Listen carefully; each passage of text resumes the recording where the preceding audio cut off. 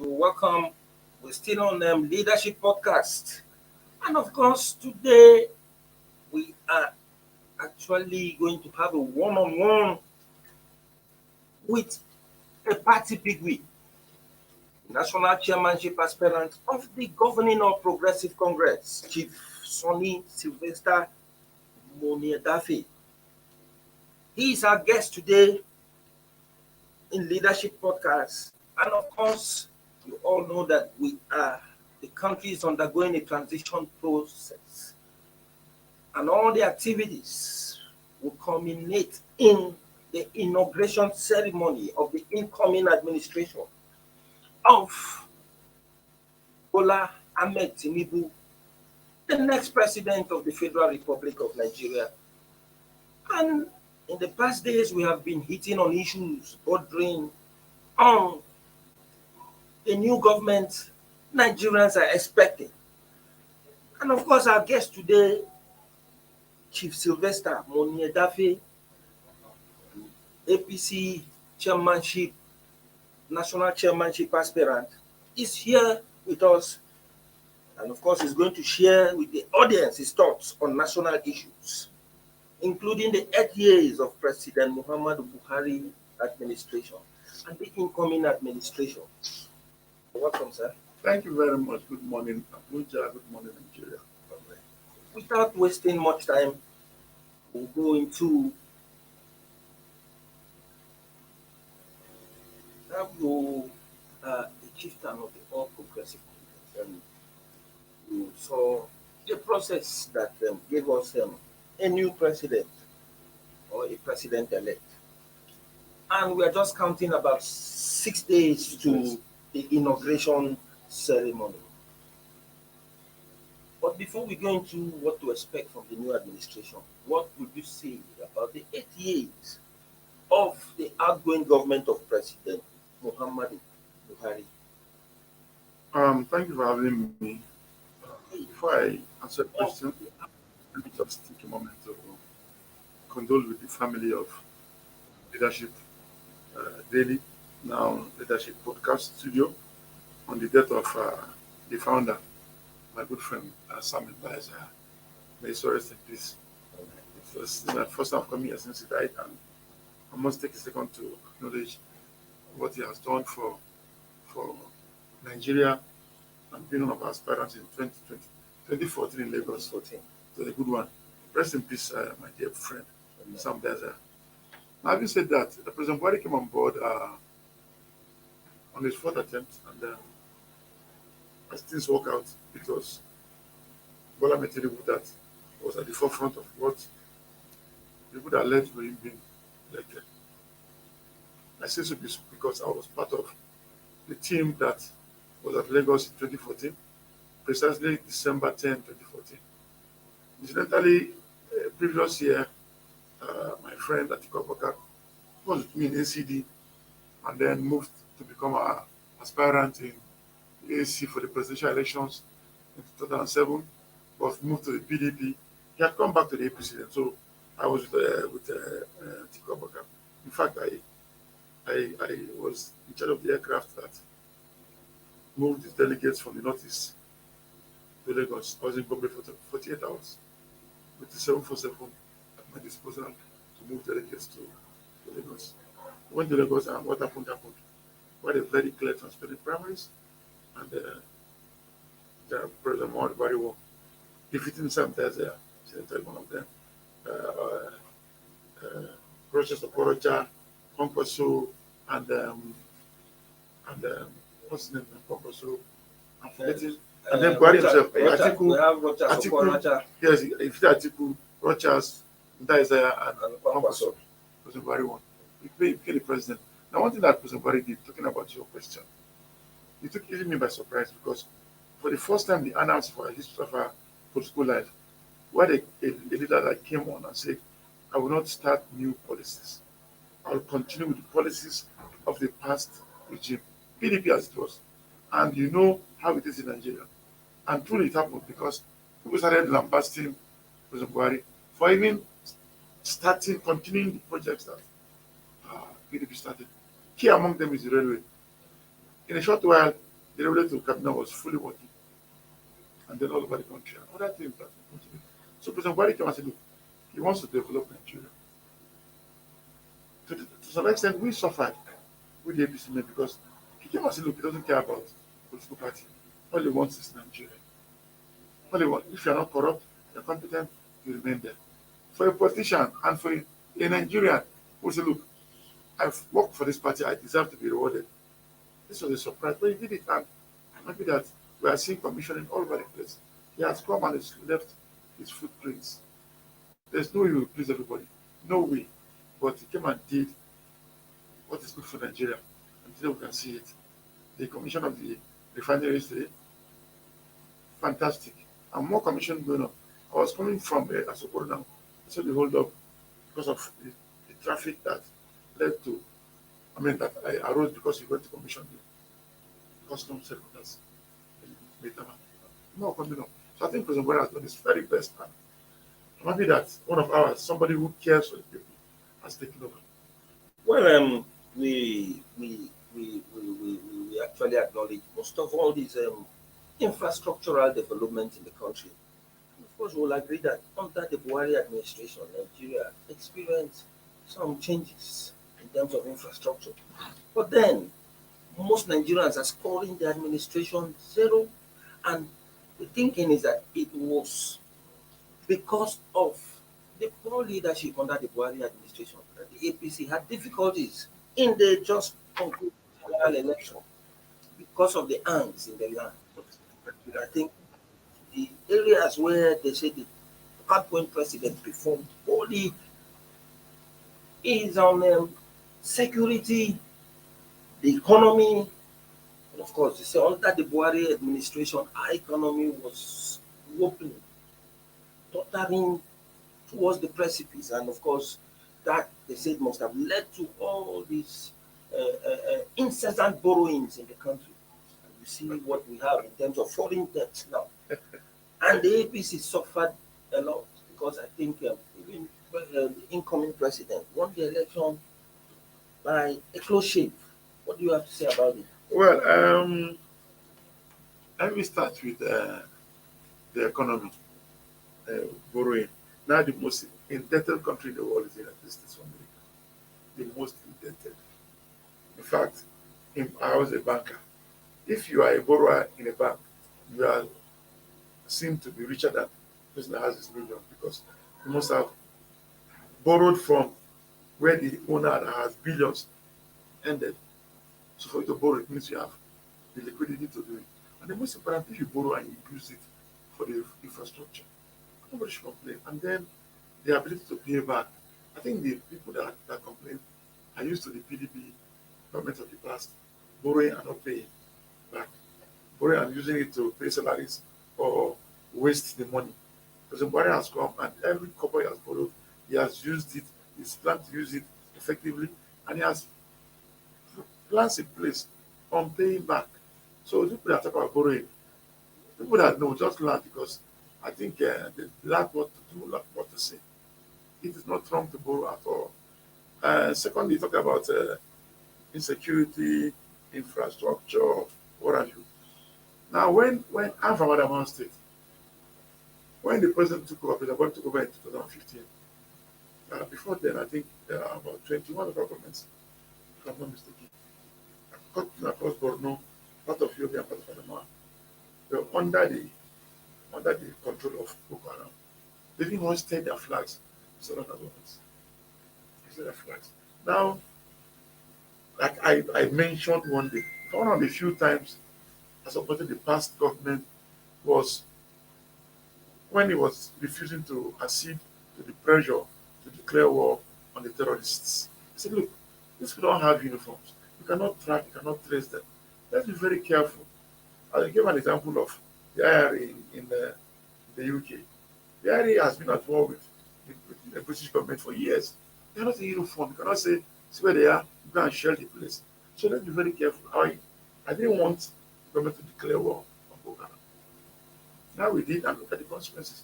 Up to today, we are fighting. Sadly now, the terrorism led into kidnapping and what have you. Now, kidnapping is the richest venture in Nigeria.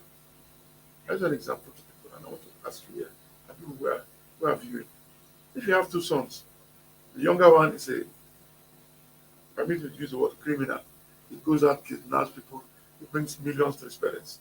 And then the elder one wants to do the right things. He's calm, he's focused, wants to go to school, and he doesn't bring money in millions like the other ones.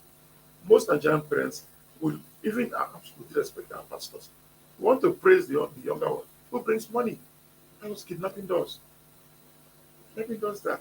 So it has become uh, the in thing. When a thief comes to steal, it doesn't tell it's come to steal. It just comes in and steals your this. You cannot know when it will come. The important is for you to have a plan in place to counter it. Now, encountering any issue that is no way, you put a stop. For example, the Kaduna to Abuja and back railway should have been started, but government to be very careful because people that just get up and kidnap all over the place. So this President Buhari's government has done a lot, and I want to assure you that in the next few years you will find these same people coming to praise the president for what he has done. He has done a lot. And then let me use this word now. Journalists have to blame. I was out on the streets in 2007, 8, 9, 10, 11 on the streets. I was more vocal than Lai Mohammed. Ask your journalists here, Chibuzo particularly. I know you. I was more vocal than Lai Mohammed. Now, all this that were happening then, how come journalists did not condemn it? Radio stations, television, newspapers, they will not, they were not saying anything. Were they beneficiaries to it? Having said that, I want to state it here. I stand to be corrected. The media created Boko Haram in the sense that anything happens before, like for example, grandfathers were kidnapped and killed in Makodi years ago. Before around 11 p.m., before they broke, the media had said they were killed by Fulani herdsmen. It's just a Boko Haram herdsmen were created by journalists. Before they broke, journalists are carrying stories that they were killed by herdsmen. I'm like, really? Did you investigate? Was there any investigation? There was no, just sentiments. So now, can you separate Boko Haram from Fulani herdsmen? If you ask me, I would say no, because they wear different guises. We have done research, we have discovered that this terrorism, meaning Boko Haram and Fulani herdsmen, could have emanated from the Middle East, financed by oil rich nations. So we must be very careful. Now, President Buhari has done a lot, and the time will come, we will praise him.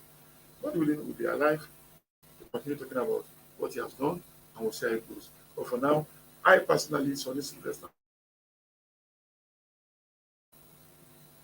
I stand to say that President Buhari has done a lot for this country.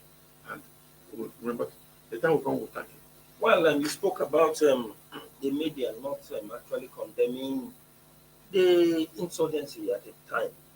I think the idea here was that the, the, the, the, there were condemnation, but not as loud as it was under the Buhari administration. And I think it was so because at the end of the day, Nigerians felt the President Buhari should be held accountable and held for his words. He came and said he was going to govern the country based on three points agenda. Yeah. We'll talk of security, the economy, and the war against corruption. Yeah. But do you know that stop now? The killings have continued unabated, with the last one having to do with the gory killings in Plateau State, where over 100 persons were said to have died. Now, you see, yes, Would we say the president has kept to his promise you are saying in terms of this- security? You are saying the same thing. You see, terrorists, kidnappers, killers, ambushers, name them. They come in the middle of the night. They don't give any warning. What action did you take after executing? Now, you can imagine people coming out to attack the NDA in Kaduna. They are so brave. Now, people have become so lax, I admit. But one thing I have to also point out is, honestly, permit me, let's be very blunt. Taking the law into our hands is also dangerous. And then you just go to the media and just announce. There, I don't think there's enough sanction on people, journalists, media houses, and individuals that just get up and say so many things. We must be very careful what we say.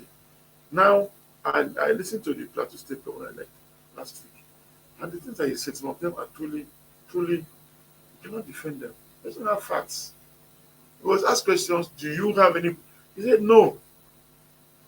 He said no. But he has come out and he has made a statement in a very, in a society where the nerves are already cracked. People are already ready to, to get angry at anything. Not very circumspect what to say. Yes, but no, I already said like three prong. You fight corruption. Arrest somebody. You bring out the list. Have proof. Journalists will look at the list instead of condemning the corrupt incident. They'll be looking at the list. Okay, how come there's no APC member on the list? What are you talking about? Look at the issue of the Dasuki-led NSA group that gave monies. I have evidence of people, journalists, and individuals going on TV the next morning and say, okay, I saw this, but I can't see an APC man. First of all, condemn this thing before you now point fingers. That's what has been happening. Somehow, people who didn't benefit, people who lost billions of naira, lost their houses and everything. Look at the dolphin, the housing something scandal in Lagos State, where Peter was mentioned. People are not even it's also the whatever. They look at this and say, how come there's no APC man? I made a comment there. If an APC man is brought for the world to come and say, this I will not support it. Why do you think they support people that have because in this state? Why should ask the same questions? Why should you do that? Think about Nigeria. Think about the damage they've done. Now, do you know what 1 billion naira is? 1 billion naira. You can spend 100,000 naira per day for how many years? Nothing. You still billions. I condemn all, APC or not, APC government or not. If you have found one thing, I condemn it. But let the law take its course. Thank you very much. So condemning the system, I mean the process, is one of the reasons why we have not really made progress. Thank you very much. Well, one would have asked why talking about the outgoing administration, but it's necessary because we have to come to terms with the past in order to get ourselves prepared to face the reality in preparation for the future. Yeah. Well, we'll quickly take a short break, and when we come back, we shall be talking about the incoming government ahead of the inauguration bill for Monday, May 29. We'll be back in a moment.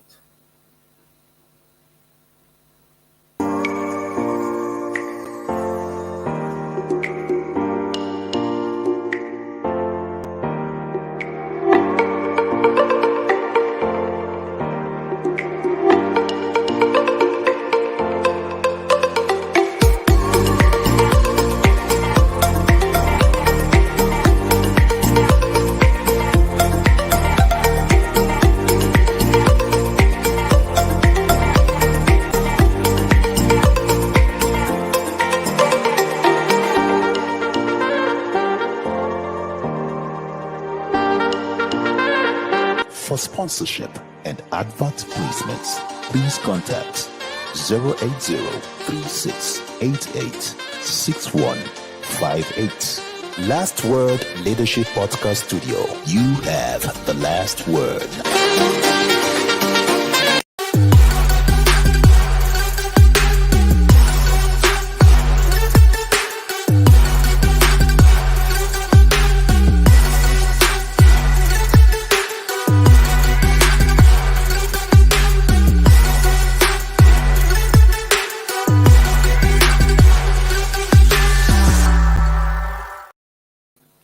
Welcome back. We are still on one-on-one with Chief Sunny Sylvester Moniedafe, Jagaban Jimeta.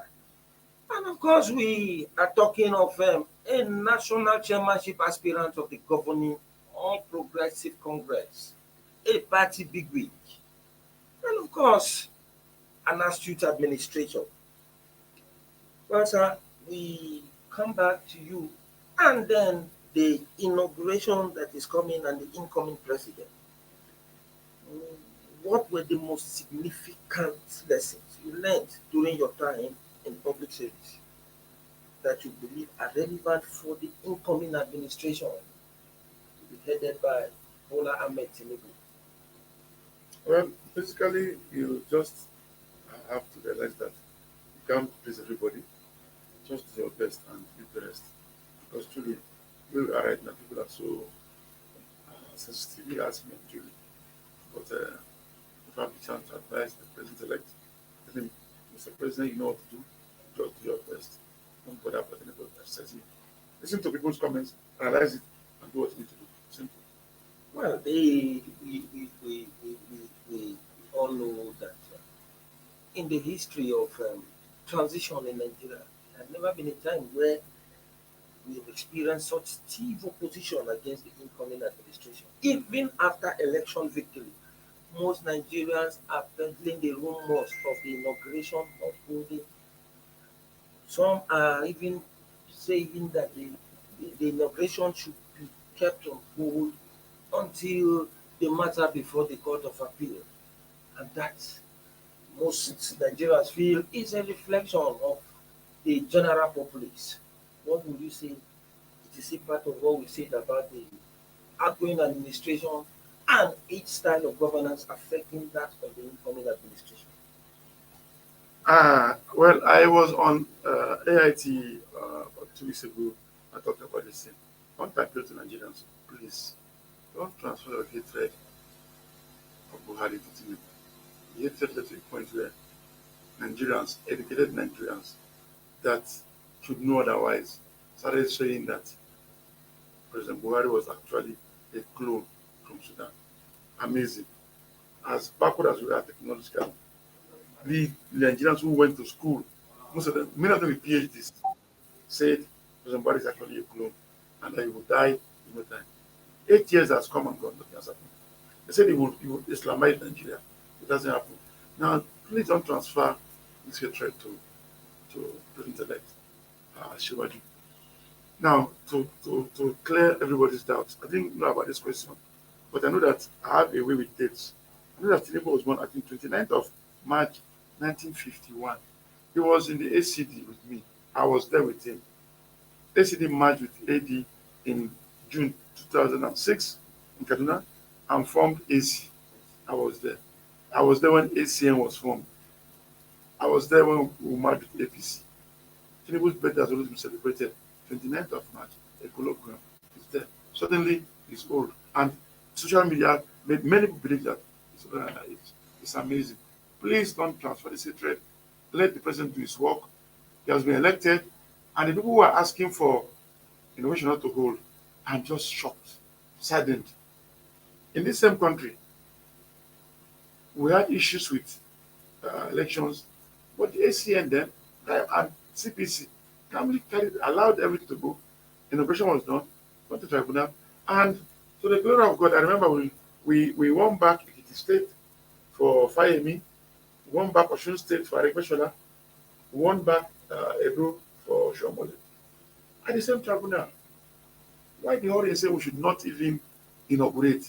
Now what happens? Have an interregnum, have a unity government, not unity government, have an internet government or whatever. I understand why this hatred is going this far. And I want to be very blunt. It is hatred. Stop it. Let's move on. Think about Nigeria. With the kind of literature, language, hate all over the place. Rwanda went into civil war and millions of lives were lost. Liberia did the same thing. Sierra Leone the same thing. Look at Sudan now. Such things. We are doing it ourselves in Nigeria. We can't afford to have another war. I was about 10 years old when the Awari started in 1966. I witnessed killings in Jimeta Yola. My family took me to Warri. I was in Warri when the Biafran troops took over. Our house was close to house quarters, Warri Supply Road.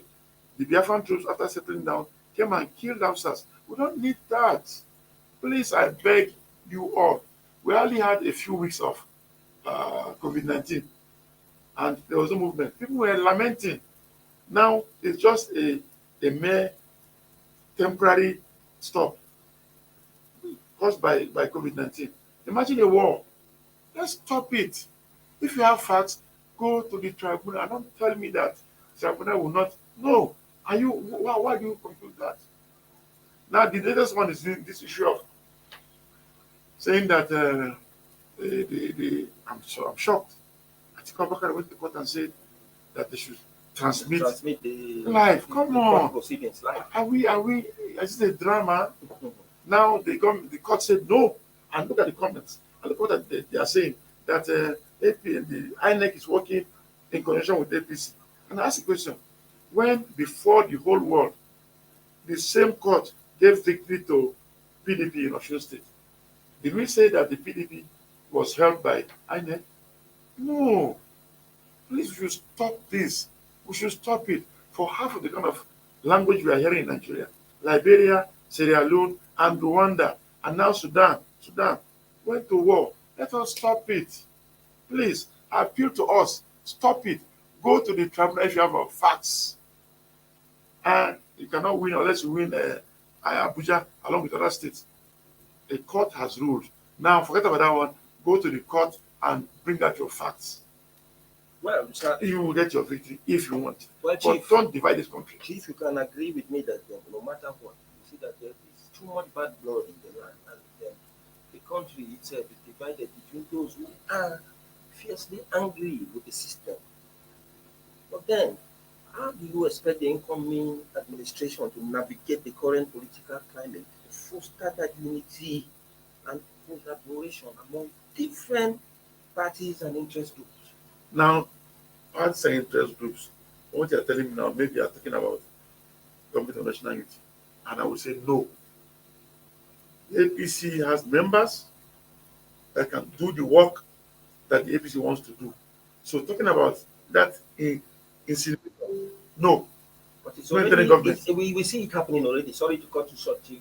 Well, The incoming president recently, was it last week, held a meeting with the presidential candidate of the new Nigeria People's Party. What? And that has even raised a situation No, where no. Kano State Governor is seriously worried You about see? that kind of You see, and political so, romance. with and so somebody. what? You see, that's our problem. Now we talk, we interact before this election.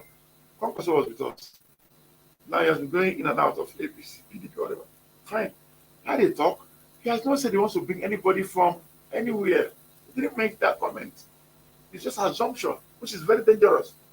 Having said that, we talked about how to bring about, instead of talking about unity government, let's look inwards. With due respect, I didn't expect this to come out. But imagine if you have somebody like me, Sunny Sylvester Moniedafe. I say it proudly every day, everywhere. I am an honorable man, but from Adamawa State. My father's grave is at number 11 Orere Street, Agbaro Town, Ugeli North, local government of Delta State. Go and check, like the hospital, come verify. He died on January 23, 1983. He was buried in February in Agbaro. My mother died in Jamaica, 8th of October, 1970. Her grave is in the cemetery opposite Spy in Jamaica. You come and make me a minister. For God's sake, people will say, really? It can happen? That will help to quench the anger in the land. Because truly, people are angry. Are they justified? I don't think so. That the anger is about religion. Now, I am a Christian. I know that my comments on one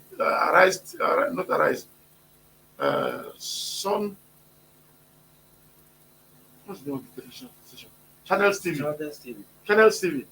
With Sheikh Baloye. I said I have no issue with Muslim women secret. And people are crucifying me. I don't think that's my issue. I don't have an issue. Now, if you can now wake and say, look, let's be honest. Nigerians, some of them are angry. Mostly not justified, but let's just make sure we don't give them cause to complain. Let's look at appointments. Let's make sure that we have a kind of balance. For example, now, I don't know who are going to aspire for ministers from the north or northeast. Adamawa State, bring a Christian. Many people will come down. Many. So let's do that. But I'm not subscribing to the fact that people are angry. Most of them are just angry unduly. But having said that, the truth is that our mistakes created a Peter Obi. Absolutely, there are many people have misinterpreted it. Many that will repeat it. Our errors created a Peter Obi, which led to religion. Now let's correct it by making sure we make the right appointments. Simple. Am I qualified? I'm qualified. I have a PhD now. And I've been in party politics. I can fit to anywhere. Let us quench the anger. Let's not give people reasons to want to burn the country up. Thank you. Well, on a final note, looking back on your tenure in the public service, there is no doubt that you were able to come up with some very successful strategies. You employ them to achieve your policy goals. How do you think some of these, what do you think are some specific policy areas or issues that you believe the new administration should prioritize? Just at least to make a difference and to prove to Nigeria that yes, it is the party. Well, for the people. Okay, I worked in the banking sector, I worked in the maritime sector, now I'm in the education sector. I know that I have some experience I can tell President Muhammadu I'm about to run the maritime sector. Maybe that President Buhari's visit to Lagos yesterday, he did something about the maritime sector, the navy and whatever. So there are things that can be done, can be improved upon there. In the banking sector, of course, there are several, but I won't want to go there because I'm not an economist. I was just in the banking as I didn't have any qualification, just clerk, but at least I can know debit and credit and what have you. But the key thing right now is my involvement in the education sector. I'm permanent board number 1 in the FCT, Secondary Education Board. And I finished my PhD. I'm going for my PhD defense, by the way. External defense tomorrow. I am writing on the issue of which you're talking about now. Sort of the out of school children. They are in their millions. It's no fault of ours. We made a policy in place where the government came up and we have junior schools far higher than senior schools. For example, in our FCT we have 167 junior secondary schools. That's JS1 to JS3, 167. So about 88 senior schools. In the FCT we have about 25,000. The last time we did this, we reported to the Minister of FCT. But 25,000 students that cannot access SS1. That's minus those that didn't even go to school in the first place.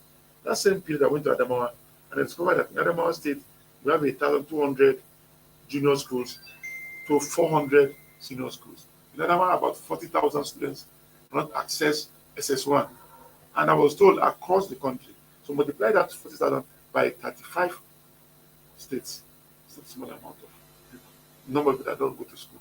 Not for those that cannot even access, they're not even interested in the first place. So one thing I would encourage government to do is to make sure we make it a policy that must have craft schools, vocational centers, trade subjects must be taught to people so that we deviate from actually going to become professors and what have you. For example, Ronaldo didn't go beyond secondary school, not in the public school, private but owned by the football club. Same with Messi. But they are one-time billionaires today. We have them in millions in Nigeria. We encourage them to go into schools that will not regard them being doctors or professors. Craftsmen, tradesmen, and what have you. We will do it. So I have all this in my mind. If I have the chance, I will propagate it. If I have the chance, I will make sure the education sector takes it on its stride and starts doing something immediately. We must get our children out of the streets. They say the idle mind, the devil's workshop. So let's have our children out to do other things that will make them become employers and not employees. Very important. Well, we could go on and on, but time is not on our side for us to actually get more and more from not just an astute politician. We are talking of a quintessence of who the true administrator is supposed to be. We are talking of Chief Sunny Sylvester Moniedafe, a party bigwig and of course national chairmanship aspirant of the governing APC. It was a pleasure having you with us. Thank you. I forgot Jagaban Jimeta again. Oh, And then we are talking of the Jagaban Jimeta. yes, and then when the journey was done, I went to North Central State chairmanship. I went to Northeast Adamawa State and contested for deputy national chairman North. I paid 10 million naira for the form. Now imagine if I had been made deputy national chairman North and rubber man DNC North in APC, a lot of anger would be quenched. Honestly, your party itself is actually having serious crises, and we saw the likes of national chairman, vice chairman, and Northwest, Sally Ulukman, attacking the national chairman and the national secretary. But that would be an issue for another day. Thank you. Since we are just actually limiting this to the forthcoming inauguration program. Well, it was a pleasure having you, and of course, we thank you, our viewers, for keeping tab with us on this one-on-one with an APC chieftain. And this is where we draw the curtain for this program. Have a very wonderful day out there. Thank you for watching. For sponsorship and advert placements, please contact 080-3688-6158.